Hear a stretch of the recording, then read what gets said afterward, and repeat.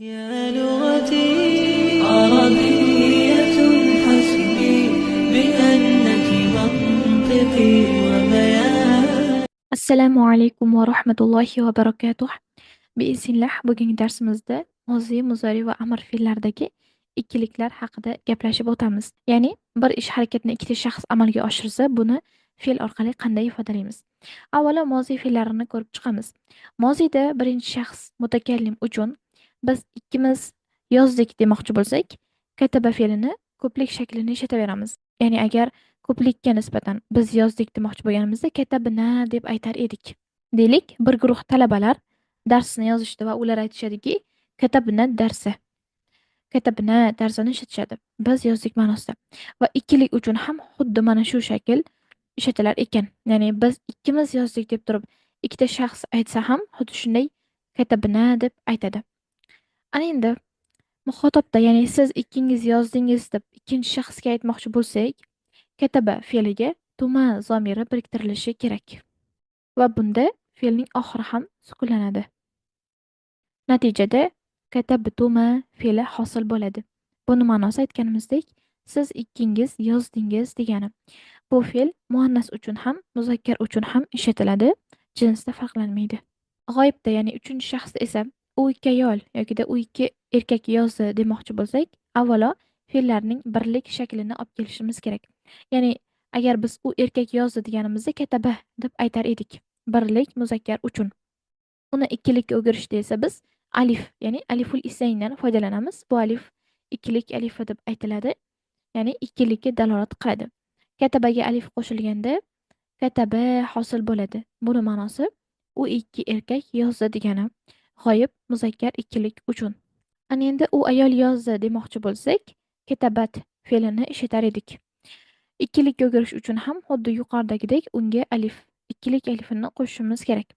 Ammo alif o'zidan avval fatha kelishini taqozo qiladi. Undan avvalgi harf ta'da esa sukun bor. Bu yerda to'g'ridan to'g'ri alifni fe'lga biriktira olmaganimiz uchun ta'ning sukuni fathaga o'zgaradi. Natijada esa katabata fe'li hosil bo'ladi. Buni ma'nosi u ikki ayol yozdi degan. Misol uchun Fatimatu va Aminatu katabata ad-darsa. Fatima va Amina darsni yozishdi. Endi mana shu fe'lni muzoriyda ko'rib chiqamiz. Ya'ni agar muzoriyda biz ikkilik haqida gapirsak, qanday aytar edik? Birinchi bo'lib mutakallim, ya'ni birinchi shaxsdan boshlaymiz. Biz ikkimiz yozyapmiz yokida biz ikkimiz yozamiz deyish uchun ham xuddi moziydagi kabi fe'lning ko'plik shaklidan foydalanamiz. Ya'ni agar biz yozyapmiz deganimizda ko'plikka nisbatan naktubu deb aytar edik. Va ikkilikda ham xuddi mana shu fe'l demak ishlatilar ekan. Naktubu darsa, ya'ni biz ikkimiz darsni yozyapmiz. Mutakallimda ikkilik va ko'plik shakllari bir-biridan farq qilmaydi. Muxotob, ya'ni ikkinchi shaxs esa fe'l o'zgaradi. Aslida siz yozyapsiz deb muzakkarga birlikka aytganimizda taktubu deb aytar edik. Uni ikkilikka o'girish uchun esa fe'l oxiriga ani qo'shimchasini qo'shishimiz kerak bo'ladi.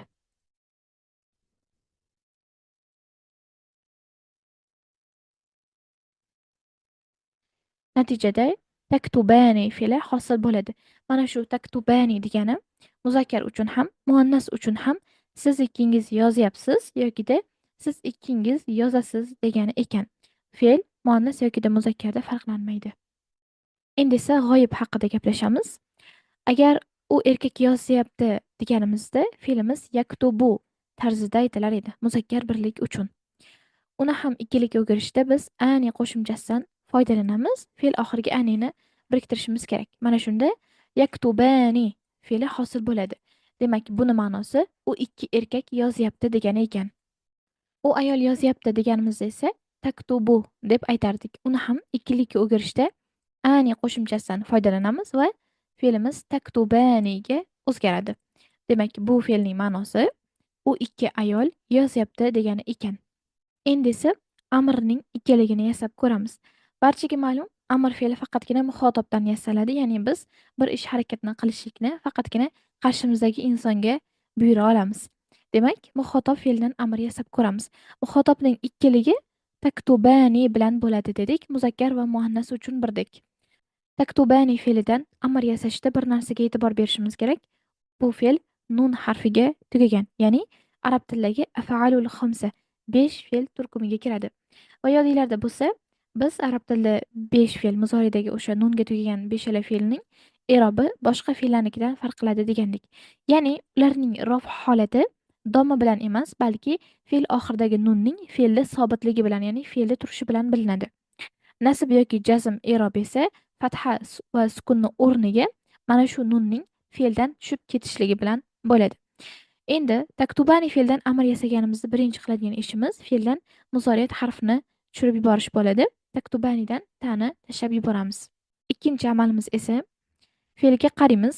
Agar u sukundan boshlangan bo'lsa, bizga hamzatul vasl kerak bo'ladi.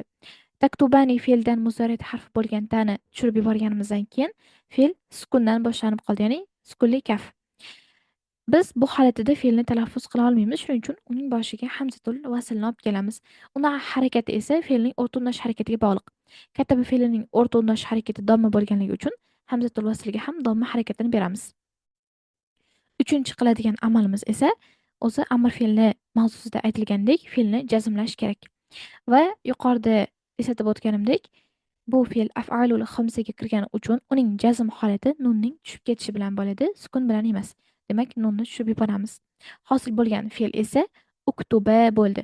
Demak, siz agar qarshingizda turgan ikki kishiga yoki ikkita ayolga yozinglar deb buyruq bermoqchi bo'lsangiz, amr qilmoqchi bo'lsangiz, uktuba deb aytar ekansiz. Boshqa fe'llarni ham mana shu kataba fe'liga qiyoslab tuslash mumkin.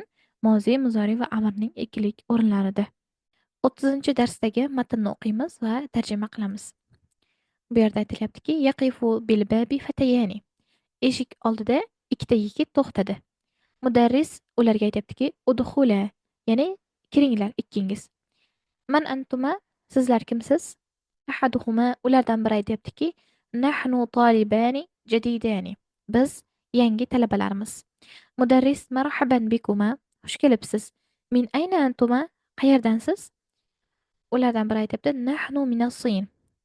Biz Xitoydanmiz. Mudarris, mata wasaltuma ila al-madinati al-munawwarati. Madinai Munawvaraga qachon yetib keldingiz? Dedi. Wasalna amsi. Kecha yetib keldik. Ataw amani antuma? Sizlar egizakmisiz? Ular na'am. Ha deyishdi. Va kayfa arafta zalika ya ustaz? Ey ustoz, buni qanday bildingiz? Araftu min ash-shabahi allazi baynakuma. Ikkingizni orangizdagi o'xshashlikdan bildim. Ma asmaukuma? Ismlaringiz nima? Ismi al-Hasan. Mening ismim Hasan va akhi ismuhu Husayn. Va ukamning ismi Husayn. Mudarris, alaykuma ikhwatun va akhawat. Sizlarning aka-opalaringiz bormi?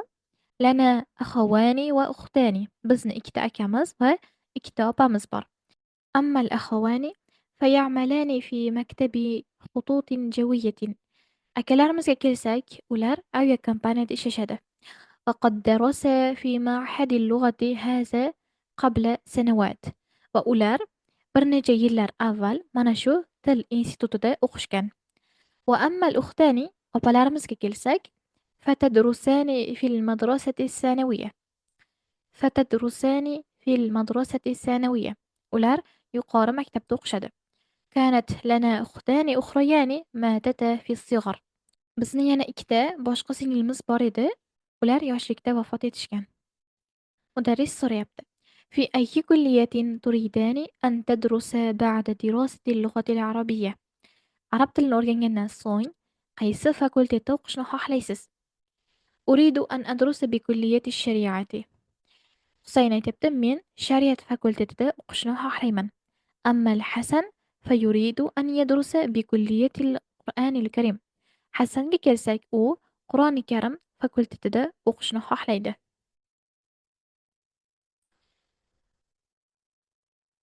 Vaffaqakumallohu. Alloh sizlarni muvaffaq qilsin. Nuridu an nazhaba ila al-muraqib. Hasan aytdi, biz nazoratchini oldiga borishni xohlaymiz. Mudarris, la tazhaba ilayhi al-ana fa innahu mashghul. Uni oldiga hozir bormang, chunki u band.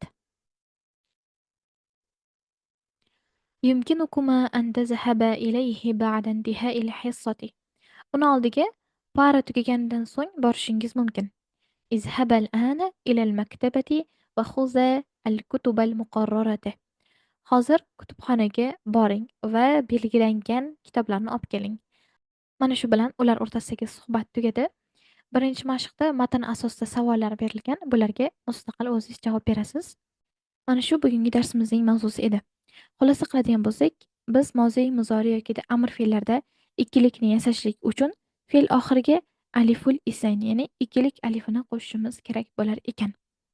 Darsning yozma qoidasi va lug'atlari bilan Telegram sahifamizda tanishasiz. Bizni kuzatishda davom eting. Assalomu alaykum va rahmatullohi va barakatuh. يا لغتي عربية حسبي بأنك منطقي وبياني